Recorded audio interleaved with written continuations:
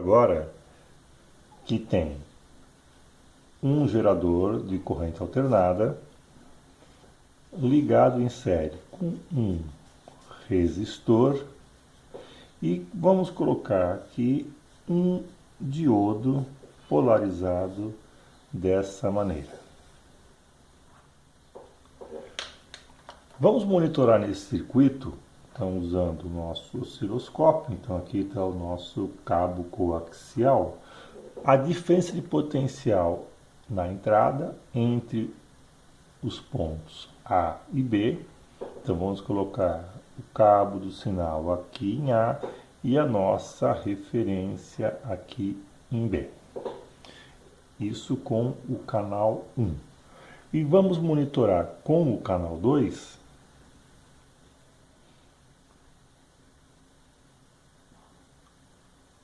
a diferença de potencial entre esse ponto C e esse mesmo ponto B. Então repara que é o mesmo ponto.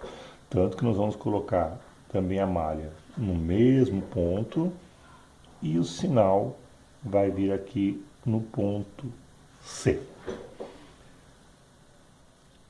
Para entender o que acontece nesse circuito, vamos imaginar duas situações. Então, a tensão nesse gerador vai aumentando até que nesse ponto C a tensão atinja aquela tensão crítica que libera a corrente no resistor.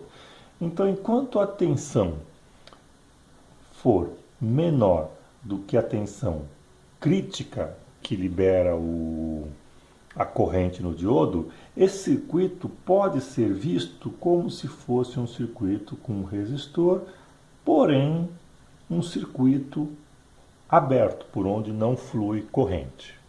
No entanto, quando a tensão é maior ou igual àquela tensão crítica no diodo, esse circuito pode ser visto como o diodo atua como se fosse um elemento que cobra, vamos dizer, produz um pedágio aqui de VC volts. A diferença de potencial entre esse ponto e esse ponto é esse valor crítico, que por nosso caso vai ser em torno aqui de 0,7 volts.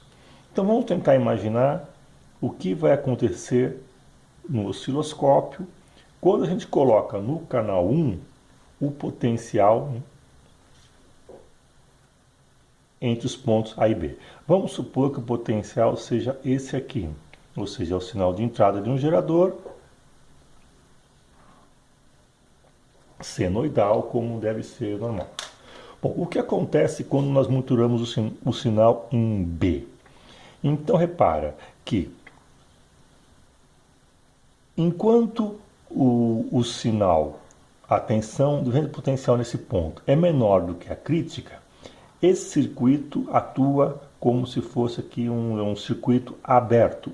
O potencial aqui entre A e B é o potencial do gerador e o potencial entre C e B vai ser o do gerador menos aquela perda RI.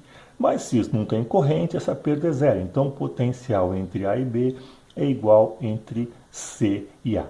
Então enquanto isso ocorrer, a tensão AB vai ser igual à tensão CB. No entanto, quando a gente atinge um certo valor crítico, definido pelo diodo, repara que a diferença de potencial entre o ponto C e aqui ó, o B vai ser constante valendo VC. Então, enquanto a fonte está nesse ciclo positivo, o diodo mantém a tensão em VC. Quando a tensão da fonte diminui, voltamos a esse caso, e a tensão entre os terminais do diodo vai acompanhar a tensão na fonte, até que novamente atinjamos esse valor. Então repara que parte desse pico positivo ela é cortada, ela é ceifada. Tanto que esse circuito é conhecido como um circuito ceifador. Tá? Porque ele vai ceifar, vai cortar a parte de cima da onda. A gente poderia aumentar esse circuito e colocar um segundo diodo, porém com a polaridade invertida. Se nós fizéssemos o circuito apenas com esse segundo diodo, a onda acompanharia o ciclo positivo, porém ela seria cortada aqui apenas no ciclo negativo. E se liberássemos os dois diodos, teríamos uma espécie aqui de onda, vamos dizer, quadrada, uma onda com esse perfil. Então é esse sinal que nós vamos observar no osciloscópio ao colocar o canal 1 e o canal 2.